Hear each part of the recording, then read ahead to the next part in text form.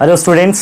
तो आज हम लोग जो वीडियो लेके आए हैं, आज हम इस वीडियो में हम बात करने वाले हैं बेसिकली जो हमारा एग्ज़ाम जो होने वाला है टर्म 1, यानी क्लास 10th के स्टूडेंट्स जितने हैं जो सीबीएसई बोर्ड से एग्ज़ाम देने वाले हैं, टर्म 1 एग्ज़ाम, जिसमें सारे क्वेश्चंस आप सबको पता होगा कि एमसीक्यू आने वाले हैं। आपके टीचर्स ने भी आपको बताया होगा और आपके स्कूल में भी पता चली गया होगा कि सारे क्वेश्चंस जो 40 क्वेश्चंस होंगे वो सारे एमसीक्यू बेस्ड होंगे। मतलब मल्टीपल चॉइस, एक क्वेश्चन होगा और 4 ऑप्शन होंगे। ठीक है, तो उसकी डेट शीट आ गई है दोस्तों, रात में ही डेट शीट उसकी आई और मैं आज आप लोगों को अपडेट कर रहा हूँ कि उसका जो डेट और किस तरह से उन्होंने अरेंज किया है डेट्स को और किस तरह से उन्होंने जो है सब्जेक्ट्स को रखा है। ठीक है, तो देखो दोस्तों, आपको सबको पता चल ही गया होगा बेसिकली कि जो 30 नवंबर से यानी 30th ऑफ नवंबर से ट्यूसडे है, उस दिन आपका पेपर स्टार्ट है। और आपने देख ही लिया होगा कि उस पेपर में मतलब जो नेक्स्ट पेपर है उसका, जो पहला पेपर सोशल साइंस का है, नेक्स्ट हमारा साइंस का, तो उसमें गैप ज़्यादा नहीं है, मतलब एक ही दिन का गैप है और हर सब्जेक्ट में लगभग एक ही दिन का गैप दिया गया है। तो ये देख करके बहुत बड़ा थोड़ा चैलेंजिंग हो जाता है हमारे लिए, क्योंकि देखो जब गैप कम होता है ना, या तो बहुत ज़्यादा गैप हो जाए तो भी प्रॉब्लम है, या बहुत कम गैप हो तो भी बहुत बड़ी प्रॉब्लम हो जाती है, क्योंकि हमें मैनेज करना थोड़ा मुश्किल हो जाता है सर कि अभी मैंने सोशल का पेपर दिया है और परसों साइंस का है, तो मैं 2 दिन में कैसे तैयारी कर लूं। मान लो 6 चैप्टर आपके, तो 6 चैप्टर को 2 दिन में कैसे तैयार कर लूं। तो उसके लिए मैं आपको आज यही सॉल्यूशन मैं आपको बताने वाला हूं कि किस तरह से हम पढ़ाई करें। अभी ये जो 1 महीने 10 दिन का जो गैप है आपके पास, टाइम जो है आपके पास, ये किस तरह से हम यूज कर लें इसको, ताकि हमें एग्जाम में 1 दिन के गैप को भी हम इग्नोर भी करके चलेंगे तो कोई नुकसान नहीं होगा हमारा। ठीक है, अगर वो ऑल्टरनेट की जगह वो लगातार भी पेपर लेते तो भी हमारा कोई नुकसान नहीं होता। दोस्तों ये क्लास 12th का वीडियो मैं बाद में बनाऊंगा, 10th का इसलिए मैं पहले बना रहा हूं बिकॉज ये आपके लिए फर्स्ट एक्सपीरियंस है। तो वो 12th वाले बच्चे हमारे वो फेस कर चुके हैं, उन्हें पता है सब कुछ। ठीक है, वो मैनेज कर लेंगे, लगभग मैनेज कर ही लेते हैं। लेकिन जो 10th के स्टूडेंट्स होते हैं दोस्तों, उनका फर्स्ट एक्सपीरियंस होता है बोर्ड एग्जाम।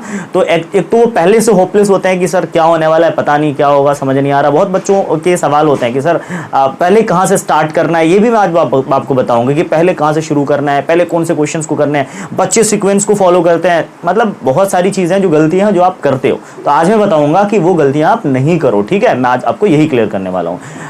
मेन जो आज का टॉपिक है वो ये है कि दोस्तों 2 तरह के बच्चे क्लास में होते हैं। नॉर्मली ज्यादातर 2 तरह के बच्चे होते हैं। या तो कहते हैं कि सर मेरा जो 70% या 70% से ज्यादा हमने पढ़ रखा है, अब सर हमें क्या करना चाहिए, क्योंकि एग्जाम सर पे, सर किस तरह से पढ़ाई करूं, किस तरह से टाइम को यूटिलाइज करूं। कंफ्यूज होते हैं सर कि वो कैसे पढ़ाई करे, वो कैसे पीछे का रिवीजन करे, आगे की पढ़ाई करे, नया पढ़े नया ना पढ़े, बहुत कंफ्यूज होते हैं। जो पहले कैटेगरी के स्टूडेंट वो ऐसे होते हैं कि भाई हमने सर इतना पढ़ रखा है, हमने पढ़ा तो है, बहुत अच्छे से पढ़ा है, 70% से ज्यादा हमने कवर अप कर रखा है सिलेबस को, अब हम क्या करें सर। ठीक है, उसके बाद दूसरे तरह के बच्चे होते हैं ये कि सर हमने या तो हमने सर पढ़ा ही नहीं, सर हम काम में लग गए या फलाना, बहुत सारी चीजें होती हैं, है ना सर। ये क्या कहते हैं, हम पढ़ाई नहीं कर पाए, हम तो या तो सर 10% हमारा सिलेबस कंप्लीट है, या फिर सर 10% से भी कम है सर, हमें पता ही नहीं सर, क्योंकि सिलेबस तो पता है सर कितना आ रहा है, पर हमें पता ही नहीं सर, पढ़ाई नहीं हमने, तो हम कैसे करेंगे सर। 1 महीना टाइम है हमारे पास, 1 महीने 10 दिन का वक्त, अब इसको कैसे यूटिलाइज किया जाए दोस्तों, आज मैं यही बताऊंगा। ठीक है, तो सबसे पहले बात करते हैं हम लोग इनकी कि 70% जिनकी तैयारी है दोस्तों, ध्यान से सुनना गौर से,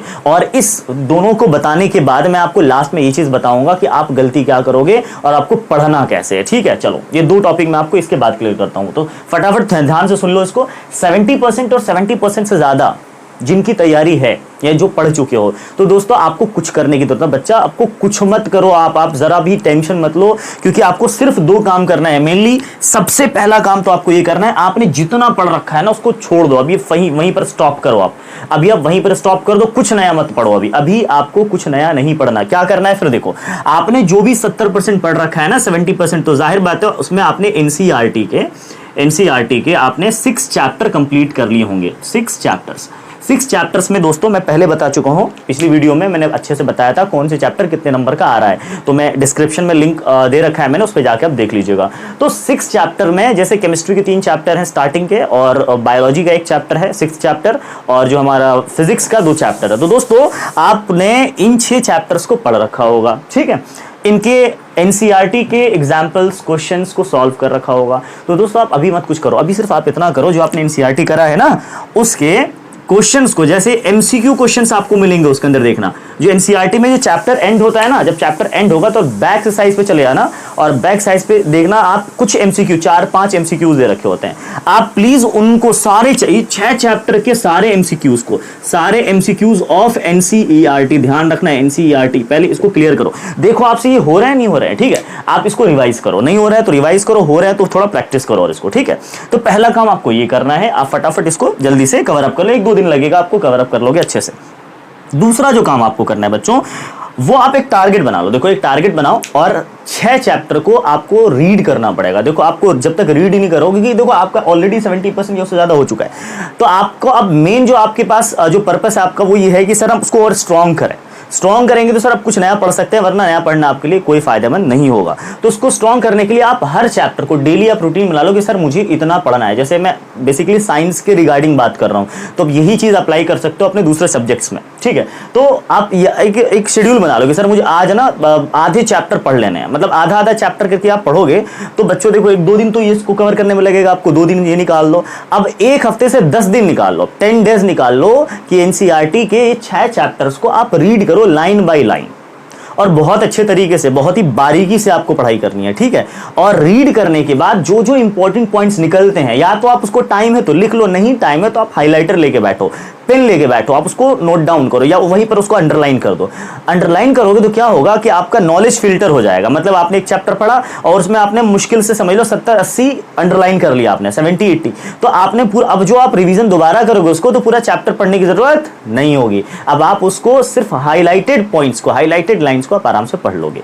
तो दोस्तों ये काम आपको सिर्फ करना है, क्या करना है, आपको चैप्टर्स रीड करने हैं, क्या करने हैं, चैप्टर्स को रीड करना है। देखो ये कोई आसान काम नहीं है, मैं ये नहीं कह रहा बहुत आसान है, आसान नहीं है, पर फिर भी आपको अगर और ज्यादा अपने आप को एकदम बिल्कुल कॉन्फिडेंट रखना है कि सर मैं 40 में 40 लाऊंगा, 40 आउट ऑफ 40 ला के रहूंगा, तो ध्यान रखना चैप्टर रीड करना पड़ेगा। विदाउट रीडिंग द चैप्टर्स कुछ भी नहीं हो सकता, कुछ भी नहीं हो सकता, ठीक है। दूसरी चीज, ये 2 काम आप करो, ये 2 काम करने के बाद फिर जब ये हो जाए आपका, उसके बाद आप गाइड के न्यू क्वेश्चंस, नए टॉपिक्स, नई चीजें आप वहां से देख सकते हो। आप फिर जो करना है करो, क्योंकि ये आपका कॉन्फिडेंस, ये दोनों चीजें आपकी कॉन्फिडेंस को बिल्डअप कर देगी और आपको लगेगा कि अब मुझे बहुत अच्छे से आ चुका है, अब मैं आगे कुछ और नया देख सकता हूं, सीख सकता हूं। तो जिसका 70% हुआ वो 30% कवर अप करो उसके बाद, जो क्योंकि 10 और 2 12, मतलब 12 से 13 दिन आपको लगेगा इसके अंदर। अब जो टाइम बचा आपके पास, यानी आपके पास जो टाइम बचेंगे 25 या 26 दिन, उसमें आप कुछ नया पढ़ो, नए टॉपिक्स देखो, नए नए क्वेश्चंस देखो, ठीक है। इसके बारे में आपको बाद में बताऊंगा इसके बाद ही। अब जो बच्चे हमारे 10% है, वो बहुत ज्यादा टेंशन में होते हैं, सर क्या करूं मैं, अब तो कुछ नहीं दिख रहा, अब तो बस समझ रहा, दिल कर रहा सर एग्जाम ही ना दूं। बहुत लोग ऐसा भी सोचते हैं सर एग्जाम ही ना दूं, समझ नहीं आ रहा क्या कहेंगे पेरेंट्स कि इस बार तो कम ही चैप्टर्स आ रहे थे, इस बार क्या हुआ, इस बार तो अच्छे नंबर आ जाते, इस बार तो टिक मार्क वाला आया था, टिक है ना, करेक्ट द टिक मार्क्स, तो इस बार क्या करना है। तो ध्यान से सुनो, जिनकी तैयारी 10% या उससे कम है बच्चों, उसको क्या करना है कि थोड़ा सा अपने आप को थोड़ा पहले तो शांत करो, माइंड को थोड़ा सा ना, ब्रेन को थोड़ा सुकून दो, उसके बाद सोचो कि आपने कितना पढ़ा है। फॉर एग्जाम्पल आपने कुछ चैप्टर के कुछ ही पार्ट्स पढ़े हैं या वो भी नहीं पढ़ा आपने, तो आप जहां भी पढ़ रहे हो ना, कोचिंग ट्यूशंस जो भी ले रहे हो, आप वहां पर पढ़ाई करो। मैंने अपने वीडियोस भी डाल रखे हैं, शॉर्ट्स वीडियोस है ना, उसमें देख लेना, 40 से 50 मिनट में पूरा चैप्टर कवर अप कराया मैंने, तो उस वीडियोस के लिंक भी मैंने उसमें डाल रखे हैं डिस्क्रिप्शन में, वहां से आप देख लो। आप 1-1 घंटे करके बैठो और पढ़ो, जितना समझ में आ रहा ना आने दो, कोई दिक्कत नहीं है, जो समझ नहीं आ रहा छोड़ दो आप उसको, कोई। उसके बाद आप क्या करो, मार्केट में बहुत सारी गाइड्स आ रही हैं, तो उन गाइड्स को लो, उसमें एमसीक्यूज वाले लेना, खाली एमसीक्यूज वाले गाइड, ठीक है। और एमसीक्यूज वाले गाइड को लेकर के आपको 2 काम करना है। आपको भी पहले आपको ये काम आपका जो है, ये पहला काम जो है, ये पहला वाला काम, ये सेम टू सेम आप में भी अप्लाई होता है इसमें, कि आपके एनसीईआरटी ना, उसमें जाओ, एमसीक्यू जितने एनसीईआरटी के जितने एमसीक्यू हैं, उन सारे एमसीक्यूज को देख लो एक बार अच्छे से, हो सके तो आंसर याद कर लो, सच बता रहा हूं मैं, क्योंकि वहीं से पेपर में क्वेश्चंस दे दिए जाएंगे ज्यादातर क्वेश्चंस। तो एमसीक्यू कहां मिलेगा आपको, तो देखो आप अपनी बुक में जाना, आप बुक तो प्ले स्टोर पे मिल जाता है, नहीं है बुक तो मत लो भाई, फोन में अपलोड है ना, इंस्टॉल कर लो बुक को, और आप लास्ट में जाना, एक्सरसाइज बैक एक्सरसाइज में जाओ, ठीक है, जब चैप्टर खत्म हो जाता है उसमें जाना, तो 4-5 एमसीक्यूज हर चैप्टर में मिलेंगे, उन सारे एमसीक्यूज को आप याद कर लो।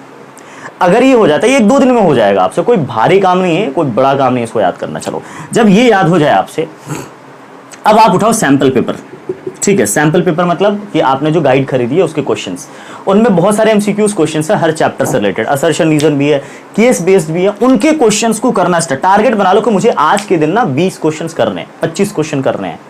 आप टारगेट बनाओ कि एक चैप्टर, मुझे इस एक चैप्टर को सर 3 दिन में या 2 दिन में खत्म कर देना है, ठीक है। 6 चैप्टर भाई, अगर 3 दिन में भी करते हो तो 18 डेज मतलब 18 दिन में, 1 महीने 10 दिन है आपके पास, 18 दिन में आप पूरे एमसीक्यूज वाले जो बुक होंगे ना, जो भी आपके पास बुक हैं, वो बुक खत्म हो जाएगी। मतलब आप उसका रिवीजन भी करोगे तो 5 दिन और ऐड कर लो, ये 23 डेज में आपके रिवीजन के साथ वो बुक फिनिश हो जाएगा, सीरियसली बता रहा हूँ। और उसको करने के बाद फिर आप जो ये कंफ्यूजन टेंशन में हो ना सर, 10% दिमाग से निकल ही जाएगा आपके लगेगा अब हो गया काम हमारा, और इस लेवल तक आपकी तैयारी पहुंच जाएगी।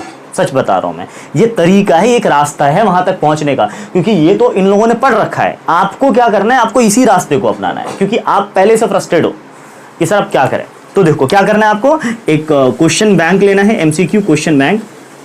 क्या करना है, क्वेश्चन बैंक एमसीक्यू वाला, कौन सा वाला, एमसीक्यू क्वेश्चन बैंक, और उसको आपको करना है। एक चैप्टर को 3 दिन भी दोगे, मैंने बता दिया जैसा, ध्यान से पीछे कर बैक करके दोबारा सुन लो, अगर नहीं सुना दो, ठीक है। तो इस तरह से आपको ये वाला 2 काम करना है, ठीक है। ये हो जाने के बाद अब दोनों के साथ, दोनों स्टूडेंट्स के साथ अब एक चैलेंज ये आएगा कि सर अब क्या किया जाए। अब तो सर हमने ये भी कर लिया 10 दिन 12 दिन और बाकी भी हमारे पास, अब क्या करें।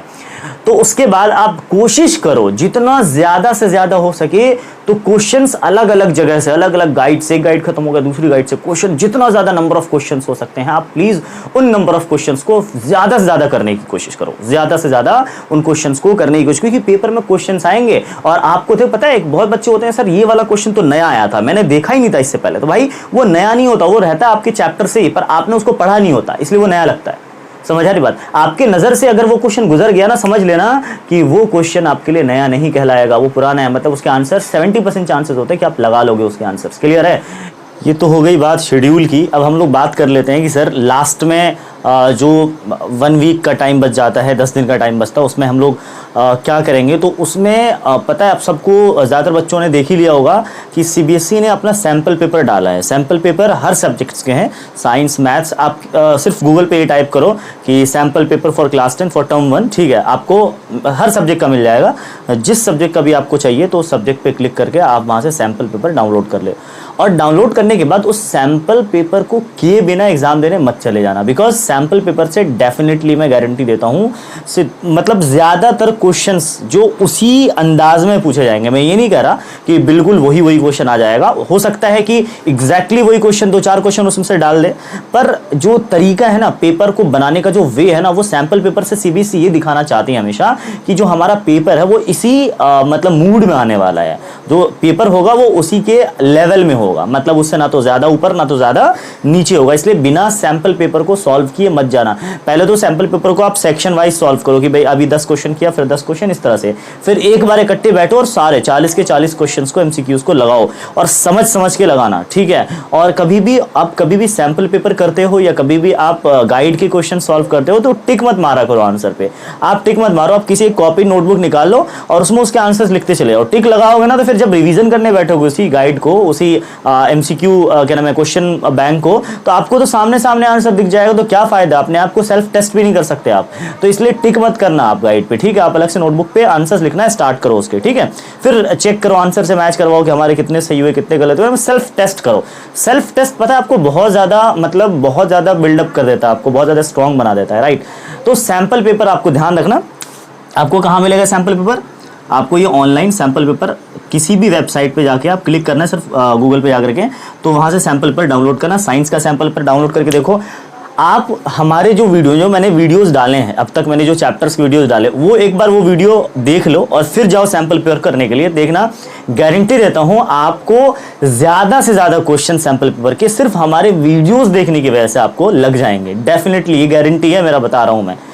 तो वीडियोस के लिंक आपके डिस्क्रिप्शन बॉक्स में नीचे दे रखा है। सारे वीडियोस आप जो भी मैंने टर्म 1 के पर्पस से बनाए हैं वो चीज़ वो नीचे गिवन है, आप जाके देख सकते हो, ठीक है। और नॉर्मली अगर आपको ट्रिक वाले एमसीक्यूज के ट्रिक्स होते हैं कुछ सॉल्व करने के, तो अगर वो ट्रिक के वीडियोस आपको चाहिए तो आप प्लीज़ कमेंट सेक्शन में लिखना मत भूलिएगा। और इसी तरह से हमारे चैनल पर जुड़े रहिए, और हमारी फैमिली का हिस्सा बनना चाहते हैं तो प्लीज़ उस जो लाल वाला बटन है सब्सक्राइब वाला, उसको प्रेस कर दीजिए और बेल आइकन प्रेस कर देना, बिकॉज जो नोटिफिकेशन है वो अगली वीडियो का वो आपके पास पास सबसे पहले पहुंच जाएगा।